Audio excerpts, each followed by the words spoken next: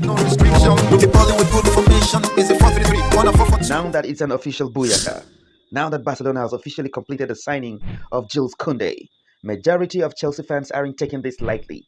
As if this isn't enough, Xavi Hernandez, the current manager of FC Barcelona, called Azpilicueta, the captain of Chelsea FC, and promised that he will do everything within his power to sign him. Not next summer, not in the winter, but this particular transfer window. Now, Chelsea fans are gutted, exasperated, indignant, impassioned, furious, and enraged. They've taken to the streets of social media to register their angst. What we are going to do here today in this video is to listen to them, address the issues they've raised, and give a viable answer as to why this is happening. In other words, Barcelona, what's Chelsea's crime? But before we move on, I would like to let you know that here on 433 Football Updates, I make uploads every day. If football previews and reviews, tactical analysis, and steaming transfer news like today's issue in hand is what you're interested in, kindly like this video, comment where you're watching from, and remember to subscribe and hit that bell icon to get notified every single time I make a new upload. Now, without any further ado, let's dive into the juicy stuff. Like I said, majority of Chelsea fans aren't pleased about Barcelona's transfer conquests, and here are a few of the issues they raised, which I feel we should address.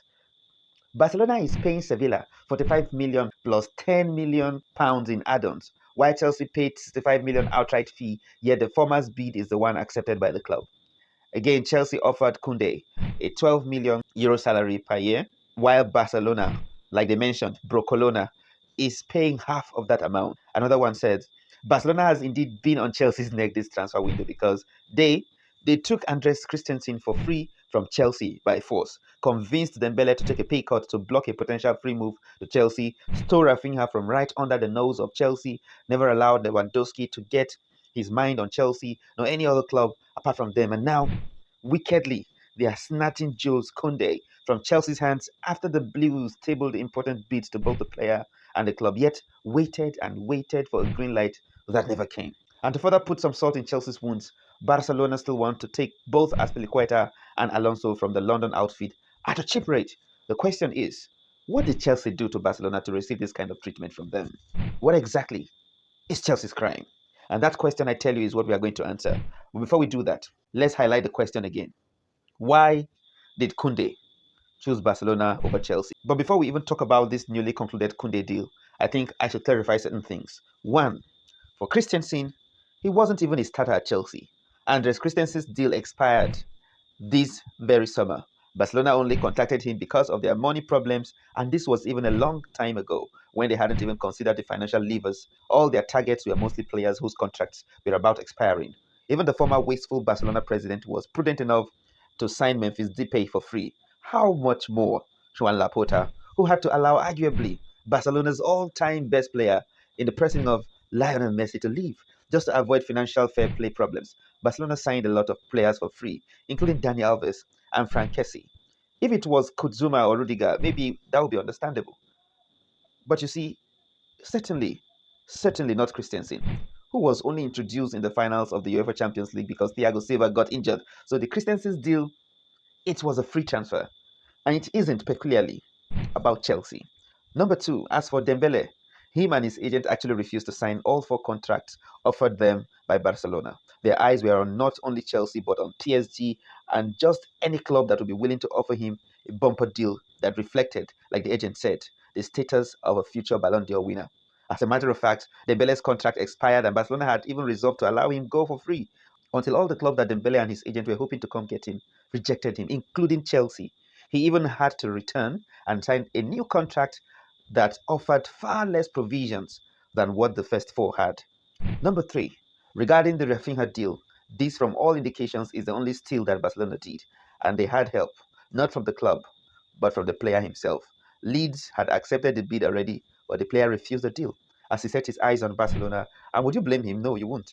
Judging with the style of play, the plan to have players for the now and the future, and the club's history, I don't think any player would choose any club over Barcelona or Real Madrid at this point in time, especially now that Chelsea looks a shadow of itself with a new president and manager and without a distinct style of play or the certainty that the current manager would be there for long.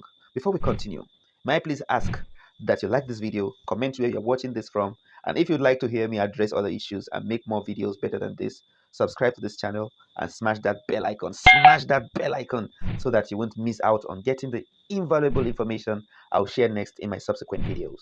As for Lewandowski, this is a no-brainer. Lewandowski had been clear from the start. He needed a new challenge and would love to move to only Barcelona. He's in the twilight of his career and everyone knows that. And he also knows that if he doesn't play in Madrid or Barcelona and ends his career, he will later regret it. He had to force that move. He forced his move to Barcelona. He never considered any club, least of all Chelsea. So I don't even know where this is coming from. Now on to the crux of the matter. The juleskounde deal is what fried the hearts of Chelsea fans, and I can understand. But what I don't understand is the fans that were blaming the player for liking what he likes. Let's start from the club. Like, how did you form? There are clubs that will never sell their player to Barcelona. Clubs like Real Madrid and PSG. It's the same relationship that Sevilla has with Chelsea. On the other hand, Sevilla have always had the nicest of relationships with Barcelona, especially when it comes to transfers. From Dani Alves to Seydou Keita to Alex to Adriano Clement Longley, Luke de Jong, and even Ivan Rakitic, who was gifted back to Sevilla for free. But let's even leave the smooth relationship talks between the clubs and X-ray the deal itself. Todd Boehly had successful talks with Jorge Mendes and Monchi. Monchi fancied the idea of selling Kounde to Chelsea, but it was President Jose Castro, the Sevilla president, who wanted to sell Juleskounde to a team within Spain to avoid financial fair play issues. You know, he had to do that to avoid financial fair play issues and have some form of tax rebate for Sevilla. What this means is that Sevilla wanted to avoid paying 20% of the sales of the Kounde deal to Bordeaux. Because if Sevilla had sold Kounde to Chelsea, aside losing 20% of the amount gotten from the deal, they would have to pay 10% tax to UEFA as a European transfer, you understand?